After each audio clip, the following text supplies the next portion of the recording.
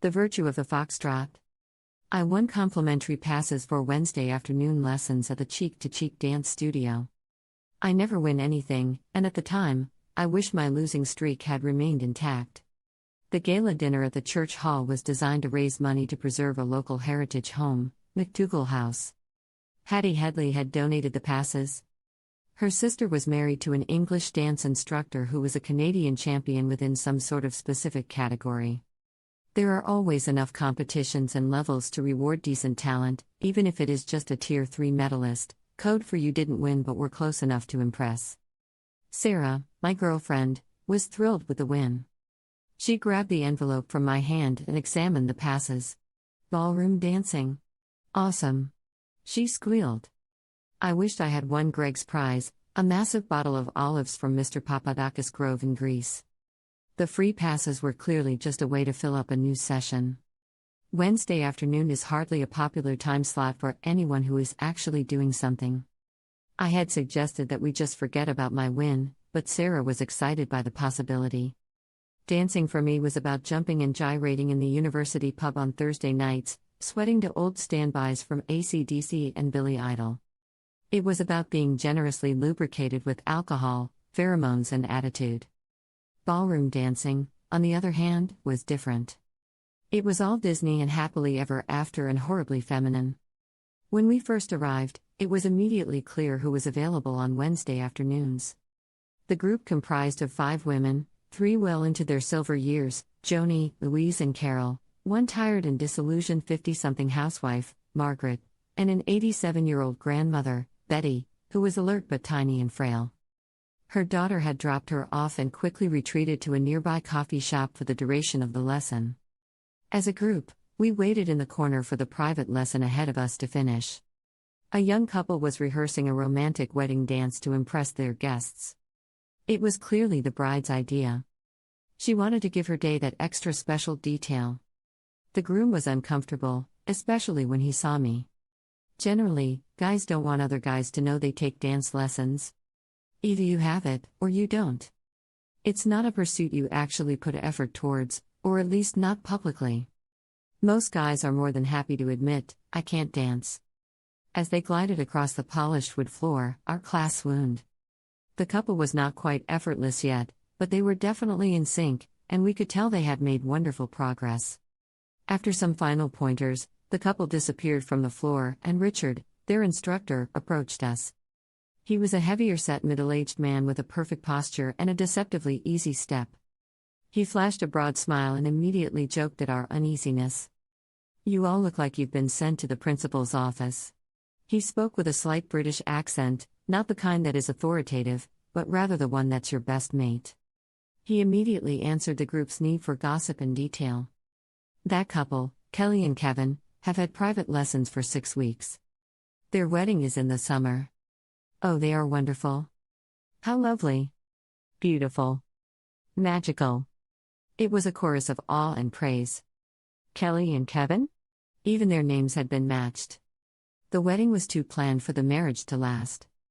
My anxiety fueled my disdain. Sarah, however, was absolutely smitten. I could see her eyes wide with wonder. "Don't worry," Richard spoke directly to me. "We'll be starting right from the beginning this afternoon. No previous experience necessary." Everyone smiled and let out an audible sigh of relief. I was still suspicious.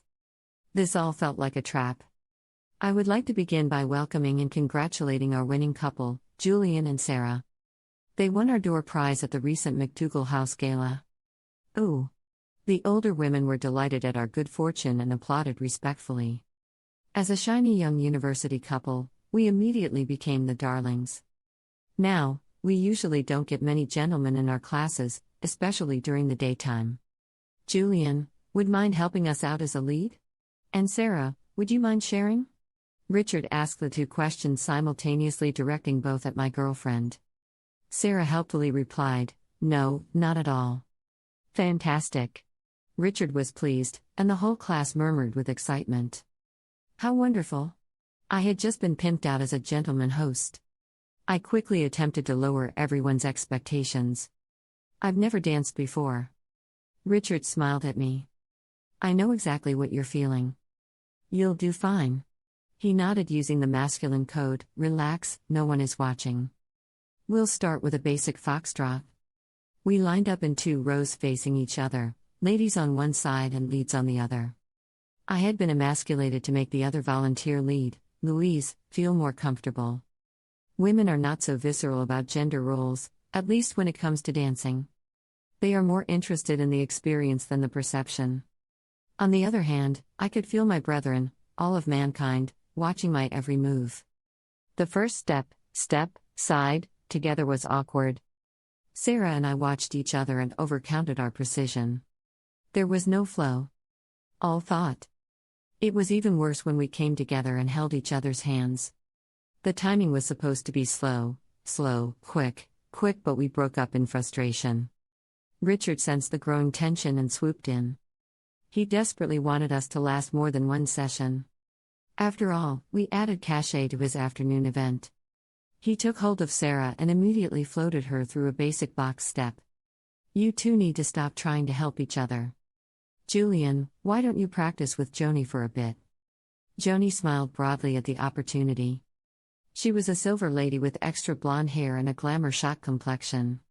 Her eyes were vibrant, defined and enthusiastic. She positioned herself in front of me, took hold of my left hand and rested her other hand on my shoulder. Women love to dance. She smiled. I don't understand why men don't get it. They could have their pick. You're very smart to come here with Sarah. And lucky too.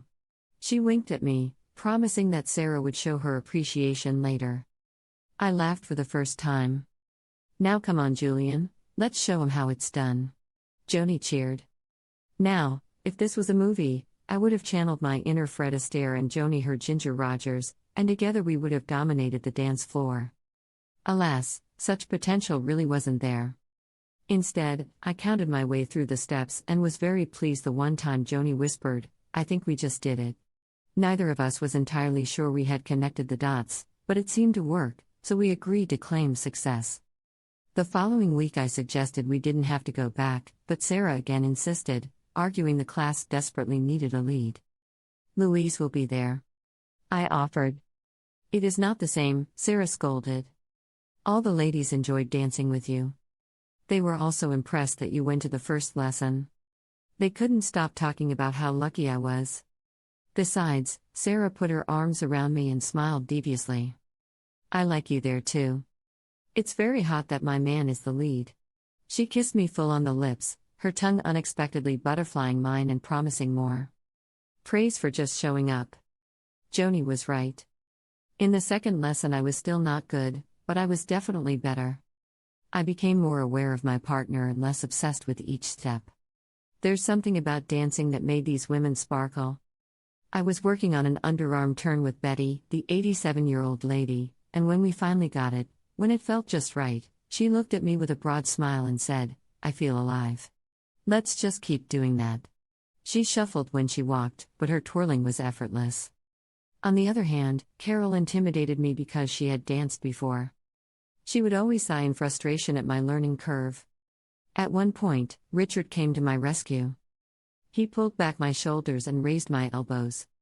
You have a nice tall broad frame. You need to take up all the space around you. Pull on her arm and press on her shoulder just a little bit more, so she'll know exactly what you want her to do. With my chest stretched flat, Carol enthusiastically agreed. Yes. When Robert left us, I asked her what she wanted to practice, and she replied dreamily, You're the lead. It's not up to me. I'll do whatever you want. No pressure. It was not until I danced with Margaret, the sad housewife, that I actually noticed the music. Harry Connick Jr. crooned, It had to be you. We were counting along with relative success when I suddenly realized a 3-turn was necessary, the get-out-of-trouble sequence of the foxtrot. I took my left step forward, then pulled her back into the turn. She was not expecting my guidance as we flowed, through the corner. She lost her breath for a second, then said, Oh, that was good. I had to agree, and her expression said it all. It was then that I realized this was the motion and moment they wanted me to lead them into. Don't get me wrong. The entire session was not full of such moments. In fact, it was mostly mechanical non-moments, but when everything went just right, it was wonderful. It was another week before Sarah and I stopped trying to help each other, and instead of holding hands, I was holding her. After our first successful promenade with a double side turn, I smiled at her and brimmed with confidence as if to say, "Hey, I got this." She laughed, delighted with my newly found Foxtrot swagger. Our 3 turns became breathless, and we managed to travel the room without once having to recount ourselves in. Sarah's eyes sparkled. It was magical until it happened. I quicked when I should have slow back quick, and we crashed into the tea cart. Yeah, I didn't notice quite how fluid our motion had become and had misjudged our speed. The teapot shattered, and the orange pico splashed everywhere. It was impressive. Even the peak friends broke on impact. All the ladies rushed to our aid. At other times in our life, our embarrassment at such a failure would have erupted into fault and blame. On that day, though, Sarah and I laughed at our mishap, and it wasn't long before we again floated off with Frank Sinatra. I'll admit, we never quite learned how to flow like a majestic river. We were always more of a babbling brook, but we felt comfortable in the motion, suspended and full of life. The following week we brought a new teapot along with a plate of homemade chocolate chip cookies. I make a mean Toll House cookie. The ladies were delighted, and Richard was too. I'm not sure why we stopped dancing. It was never intentional. In fact, we had promised all the ladies we would return, but then exams and term papers and life got in the way. We didn't change the world over those 4 weeks, but life felt good in the moment, living in the flow.